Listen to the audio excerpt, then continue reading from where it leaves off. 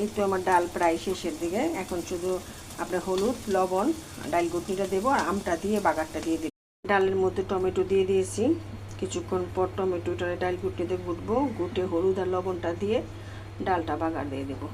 মাছ ভুনা করবো, তাই পেঁয়াজ ভেজে নিচ্ছি। পেঁয়াজটা ভাজা হইলে মশলা চড়াই দেব। ভুনার মশলা কষানো শেষ, এখন মাছটা ঢেলে তরকারিটা নামিয়ে ফেলবো। এই তো আমার মাছ কষানো হয়ে গেল।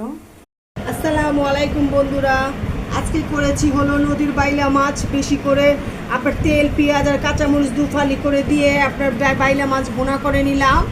আর করে নিয়েছি হলো আপনার ডাল করেছি, মুসুরির ডাল টমেটো দিয়ে। আর করেছি আপনার করলা আপনার তেলের উপরে ভেজেছি, বেশি করে পেঁয়াজ আর কাঁচামরিচ দুফালি করে দিয়ে। করলা ভাজার মধ্যে আপনার যদি পেঁয়াজটা বেশি না হয় তাহলে কিন্তু করলাটা তিতা লাগে, তাই করলা ভাজা করার সময় অবশ্যই পেঁয়াজটা একটু বেশি দিবেন, এটা সবসময় মাথায় রাখবেন। আর হলো আপনার কাগজি লেবু কেটে নিয়েছি। কাগজি লেবুটা আমার হাজব্যান্ডের খুব পছন্দ, ওর জন্য কাগজি লেবুটা কেটে নিলাম। এই তো ছিল আজকের আয়োজন। যদি ভালো লাগে তাহলে লাইক, কমেন্ট, শেয়ার প্লিজ। আলহামদুলিল্লাহ, খোদা হাফেজ।